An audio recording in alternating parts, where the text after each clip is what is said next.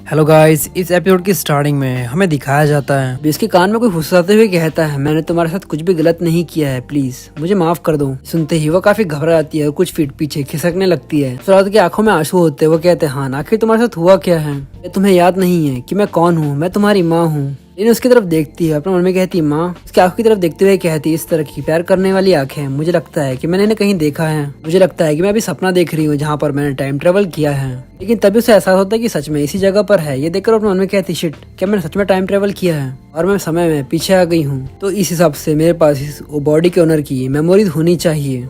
इसका सर दर्द होने लगता है। वो अपने सर पर हाथ लगते हुए कहती है, मेरा सर कुछ ज्यादा ही दर्द हो रहा है। और इसका सर कुछ ज्यादा ही जोर से दर्द होने लगता है। ये देखकर वो चिल्लाते हुए कहती है, क्या बकवास है, क्या तुम मुझे पहले कोई वार्निंग नहीं दे सकते थे? इसके बाद उसे इस बॉडी की मेमोरी सारी याद आने लगती है। उसे बताया जाता है कि जिसकी वो बॉडी में उसका नाम है लिनहान, जो कि जनरल का थर्ड बेटा है। वो एक आम सी लड़की है, लेकिन उसकी माँ ने कहा कि उसे आदमी की तरह प्रिटेंड करना है कि वो एक आदमी है, ताकि जनरल उसे महत्व दे। लेकिन एक्सपेक्टेशन और रियलिटी के बीच में एक बहुत बड़ी दूरी होती है। और ये सारी चीजें याद आने के बाद वो कहती है, अगर मैं इसे कम शब्दों में कहूँ तो उसे कोई पसंद नहीं करता था। एक लड़की जो कि 18 साल की लड़की की तरह ड्रेस करती थी, तो मैं इस टाइम ट्रेवल को बिल्कुल 0 मार्क्स दूंगी। इसके बाद हमें एक बंदे का इंटरफेस दिखाया जाता है, मतलब उसका चेहरा नहीं दिखाया जाता, और वो बताती है, और इसी आदमी की वजह से मुझे टाइम ट्रेवल करना पड़ा।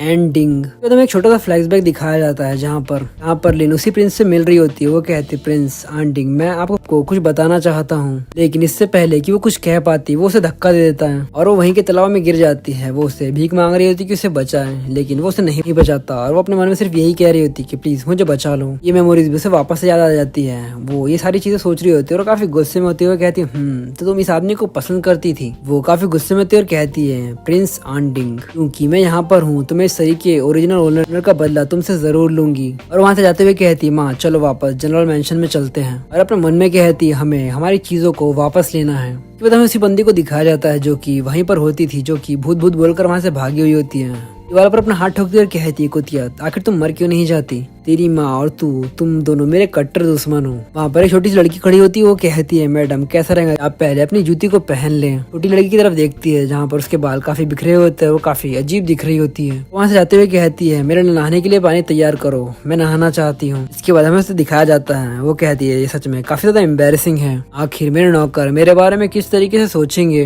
तभी वहाँ पर एक बंदी आती है, कहती है, मैडम थर्ड मास्टर और लेडीशिप वापस आ चुकी है। वो काफी गुस्से में आती है, कहती उनकी हिम्मत तो देखो कि वो वापस भी आ गए। इसके बाद वो अपने कपड़े क्या पहनती है और कपड़े पहनते हुए कहती है, सभी लोगों को बुलाया जाए, तुम लोग मेरे साथ मेन गेट पर चलोगी। तो ये एपिसोड यहीं तक। अगर आपको एपिसोड पसंद आया तो प्लीज इस एपिसोड पे लाइक और कमेंट करके जरूर बताइए और चैनल को सब्सक्राइब करना ना भूलिए।